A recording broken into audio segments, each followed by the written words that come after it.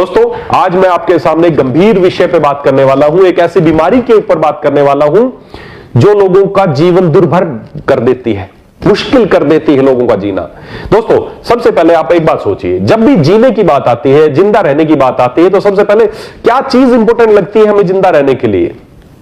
हम सभी के दिमाग में एक ही बात आएगी, सर सांसें लेना सबसे जरूरी है। जो सांस, जो ब्रीदिंग, जो सांस हमारे अंदर जा रही है, सांस लेना बहुत जरूरी है जिंदा रहने के लिए। और सोच के देखो, जो सांस लेने की जो प्रक्रिया है, अगर इसी में किसी को दिक्कत आने लगे, इसी में किसी को कठिनाई आने लगे, तो कितना मुश्किल लगता है। कुछ समय के लिए, कुछ सेकंड के लिए अगर आपकी सांसों को प्रतिबंधित कर दिया जाए, तो सोचें आप कि क्या हालत होगी।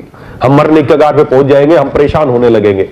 जी हां दोस्तों, और हमारे भारत में हमारी पूरी जनसंख्या का लगभग 3 से लेकर 6% तक हमारी जनसंख्या ऐसी है। लगभग आज हमारे देश में 3 से लेकर 6 करोड़ लोग ऐसे हैं जो इसी तरह की बीमारी से जूझ रहे हैं। जी हां, मैं बात कर रहा हूं अस्थमा, श्वास रोग के बारे में। ये एक ऐसी बीमारी है जो सांसों पे लगाम लगा देती है, सांसों को प्रतिबंधित कर देती है, सांस लेने में लोगों को कठिनाई होने लगती है। इसको बहुत सारे नामों से जाना जाता है। इसको श्वास रोग से जाना जाता है, श्वसन तंत्र के रोगों के नाम से जाना जाता है, दमा इसको कहा जाता है, या अगर मैं मॉडर्न साइंस की बात करूं तो ब्रोंकियल अस्थमा इसको कहा जाता है, और अगर मैं आयुर्वेद की बात करूं तो तमक श्वास के नाम से इस बीमारी को जाना जाता है। जी हां, आज इसी बीमारी के बारे में थोड़े बात करते हैं कि बीमारी क्या है और यह बीमारी क्यों होती है, और क्या इस बीमारी को ठीक किया जा सकता है। अगर ठीक किया जा सकता है तो कैसे ठीक किया जा सकता है, आज इसी विषय पे बात करते हैं। दोस्तों, सांस लेने की जो प्रक्रिया है, आप सबको पता है, हम जो सांस लेते हैं हमारे नाक से पैसेज शुरू होता है, नाक से शुरू होता है, उसके बाद यहां पे फेरिंक्स में जाता है, फेरिंक्स के बाद ट्रैकिया है, और ट्रैकिया बाद में ब्रोंकाइज और ब्रोंक्यूल्स, और लास्ट में एल्वेलाइज पे जाके खत्म होता है। मेरे पीछे आप थोड़ा स्क्रीन पे देख भी पाएंगे, इस तरह का स्ट्रक्चर होता है। हम सांस लेते हैं, वो सबसे पहले फेरिंक्स में, उसके बाद ट्रैकिया में, उसके बाद वो 2 लंग्स हैं, लंग्स के अंदर 2 विंड पाइप जिनको आप बोल सकते हैं वो जाएंगे, वहां पे जाके बाइफरकेट होंगे छोटे टुकड़ों में और ज्यादा ब्रोंक्यूल्स में, और लास्ट में जाके बैलून, गुब्बारे जैसी शेप जिसको एल्वेलाइज बोलते हैं, उनमें जाके फिनिश होता है। हम ऑक्सीजन लेते हैं, वो हमारे अंदर जाती है, एल्वेलाइज में जाके वहां पर एक्सचेंज होता है ब्लड से, ब्लड में ऑक्सीजन चली जाती है, कार्बन डाइऑक्साइड ब्लड वापस छोड़ देता है और हम एक्सपिरेट करते हैं। तो इंस्पिरेट और एक्सपिरेट का ये तरीका है। हमारी हर कोशिका तक ऑक्सीजन पहुंचाने के लिए जरूरी है कि हम अच्छे से सांस लेते रहें, हम प्रॉपर ऑक्सीजन और सारी गैसेस हम लेते रहें। अब ये तो है एक नॉर्मल प्रक्रिया। अब अस्थमा क्या है, दमा क्या है, या जो भी श्वसन तंत्र के जो रोग हैं वो क्या है, और इसी श्वसन तंत्र के जो रोग हैं, इन्हीं के साथ साथ हम दमा नजला के साथ साथ ही नजला, साइनोसाइटिस, एलर्जी, छींके, ये सारी भी इंक्लूड है। तो ये क्या है, इनके बारे में थोड़ी सी बात करते हैं। दोस्तों, होता क्या है, जो मैंने रेस्पिरेटरी ट्रैक्ट बताया, अस्थमा क्या है, ब्रोंकियल अस्थमा या तमक श्वास की बीमारी क्या है, जब जो हमारी सांस की जो नलकियां है, सीधी सी बात है, एक ही काम हो जाता है। जो सांस की जो हमारी नलकियां है, जिसको विंड पाइप, ब्रोंकाई, ब्रोंक्यूल्स, इन सब में सूजन आ जाती है, इन्फ्लामेशन आ जाती है, और जिसकी वजह से सिकुड़ जाती है, और जैसे वो सिकुड़ती है तो हमें सांस लेने में तकलीफ होती है। इसको बोलते हैं अस्थमा या दमा। सीधा सा फंडा है। ये एक नलकी है, आप देख सकते हैं, मेरे पीछे भी आप देख सकते होंगे, एक नॉर्मल विंड पाइप में और अस्थमेटिक विंड पाइप में क्या डिफरेंस है, आप पीछे स्क्रीन पे देख पा रहे होंगे। जो अस्थमेटिक विंड पाइप है वो सूजन के कारण सिकुड़ जाती है, और जैसे ही सिकुड़ती है तो मरीज को सांस लेने में तकलीफ हो जाती है। बस ये है ये बीमारी, और इसी बीमारी के आधार पर आप इसका उपचार भी कर सकते हैं, इसके लक्षणों को भी समझ सकते हैं। देखिए दोस्तों, अस्थमा की बीमारी हमारे देश में बहुत तेजी से बढ़ती जा रही है। इसके बहुत सारे कारण हैं।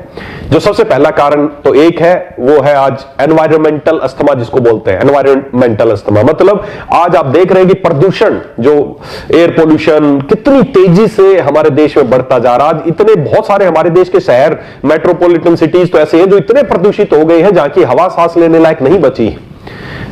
तो बढ़ते हुए प्रदूषण की वजह से, दैनिक जो हमारी लाइफस्टाइल है, जो हम जंक फूड ज्यादा खा रहे हैं, ज्यादा ठंडे पदार्थ ज्यादा खा रहे हैं, बासी खाना खा रहे हैं, ये सारे के कारण, और पोस्ट कोविड, आफ्टर कोविड एक बहुत बड़ा फैक्टर है हमारे देश में। मैं जहां तक मैं डॉक्टर होने के नाते अगर मैं बात करूं ना, तो ये कोविड एक ऐसा बैरियर है कि कुछ बीमारियां तो ऐसी हैं जो before Covid and after Covid बहुत बड़ा रोल हो गया। जैसे हार्ट की बीमारियां बिफोर कोविड कम थी, आफ्टर कोविड बहुत ज्यादा बढ़ गई है। उसी तरह अस्थमा या सांस की जो बीमारियां हैं, ये before Covid and post Covid ये बीमारियां बहुत तेजी से बढ़ रहे हैं, लोगों के फेफड़े कमजोर हो रहे हैं।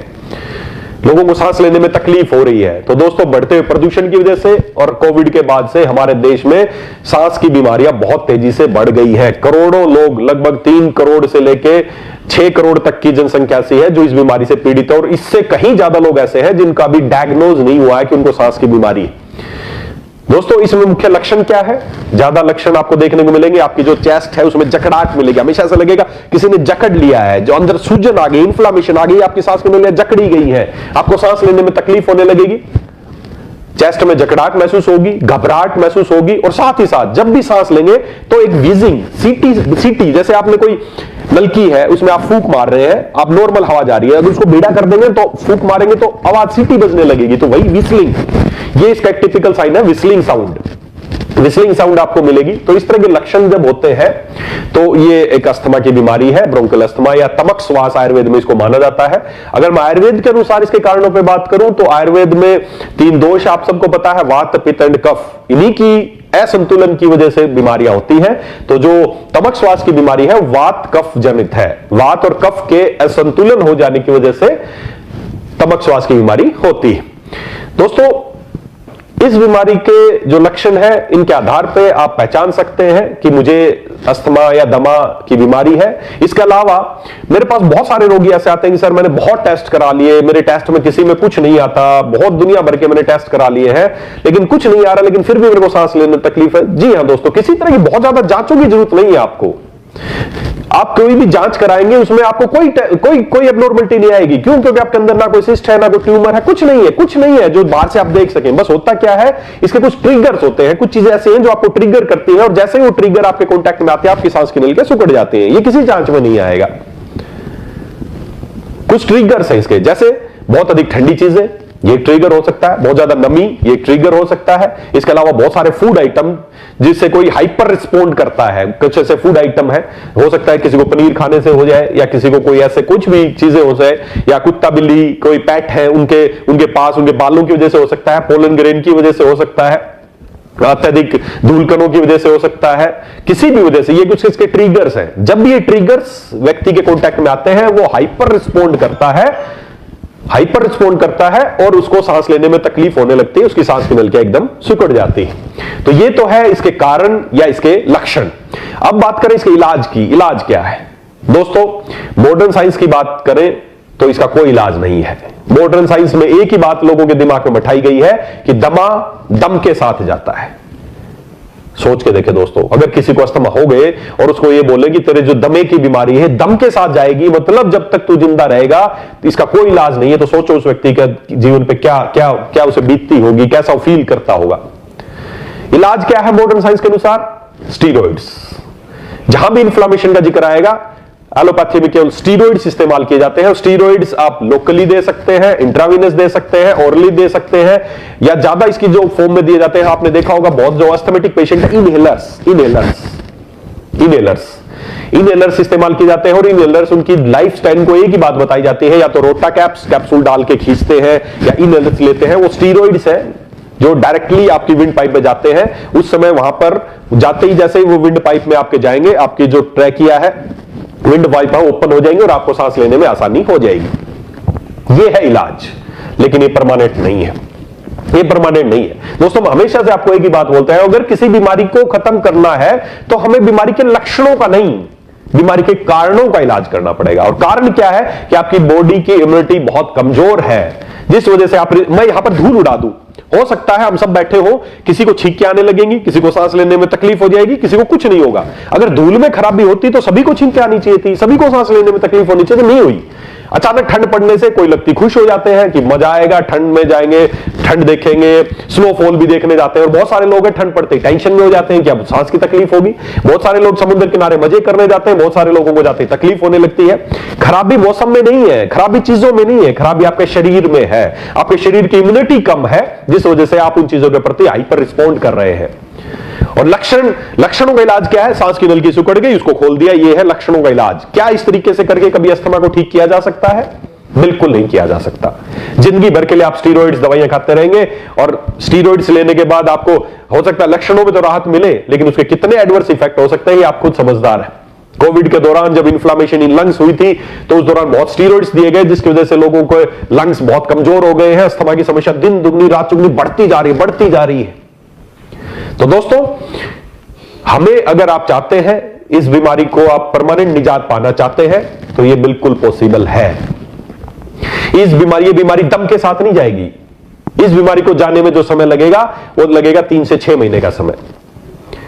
विद इन 3 मंथ बहुत सारे लोग इस बीमारी से निजात पा सकते हैं, बहुत सारे लोगों की बीमारी ठीक हो सकती है। इसके लिए क्या करना पड़ेगा? हमें आयुर्वेद का सहारा लेना पड़ेगा, क्योंकि आयुर्वेद बीमारी के कारणों का इलाज करता है, ना कि लक्षणों का इलाज करता है। और आयुर्वेद में श्वास को, तमक श्वास के बारे में, इसके बारे में बताया गया है, और इसके जो कारण है कि हमारे शरीर की रोग प्रतिरोधक क्षमता कम हो जाती है, जिस वजह से व्यक्ति को ये बीमारियां होती है। तो रोग प्रतिरोधक क्षमता बढ़ा के, और साथ ही साथ आपके जो सूजन है, सूजन रोधी आयुर्वेदिक औषधियां, और साथ ही साथ जो अंदर कफ बलगम बन गया है उसको निकालने के लिए बहुत सारी आयुर्वेदिक औषधियां हैं।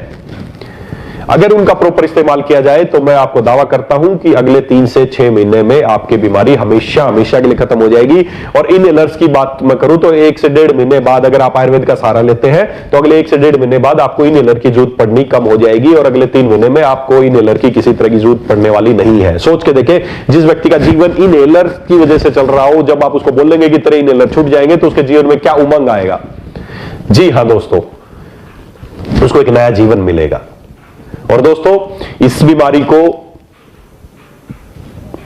आपके जीवन से मिटाने के लिए, आपकी सांसों को नियमित करने के लिए, आपके जीवन में नई एनर्जी लाने के लिए मैंने आपको शुरू से बताया, हम हमेशा से प्रयासरत रहते हैं कि उन बीमारियों का इलाज किया जाए, उन बीमारियों को ठीक किया जाए जिससे ज्यादा लोग परेशान हैं। और आज कोविड की वजह से और बढ़ते हुए प्रदूषण और हमारी खराब लाइफस्टाइल की वजह से दमे की बीमारी बहुत तेजी से बढ़ रही है, श्वास रोग बहुत तेजी से बढ़ रहा है। तो दोस्तों, श्वास रोग को अच्छा करने के लिए, श्वास रोग से परमानेंट निजात पाने के लिए आज हम एक शानदार प्रोडक्ट आपके लिए लेके आने वाले हैं। और दोस्तों, मैं चाहूंगा कि वो प्रोडक्ट मैं आपको इंट्रोड्यूस करूं, एक बहुत ही बेहतरीन प्रोडक्ट जिसका चरक संहिता में जिक्र किया गया है। आज से हजारों साल पहले महर्षि चरक ने महाकसाय में एक बहुत शानदार महाकसाय का जिक्र किया है, और वो महाकसाय है श्वास हर महाकसाय। श्वास रोग को हरने वाला एक महाकाढ़ा है, जिसके बारे में आचार्य चरक ने बताया। और दोस्तों, दिल थाम के बैठिए, एक बहुत ही शानदार प्रोडक्ट मैं आपको दिखाने वाला हूं, वेदालेक्स श्वास हर महाकसाय। जी हां, हमने वही आचार्य चरक के जो महाकाढ़े हैं, उन्हीं महाकाढ़ों में से एक काढ़ा है श्वास हर महाकसाय, जो कि हमने अपने एलेक्स इंडस्ट्रीज में बहुत कड़ी मेहनत के बाद और बहुत ही क्लासिफिकली, बहुत ही साइंटिफिकली इस श्वास हर महाकसाय को तैयार किया है।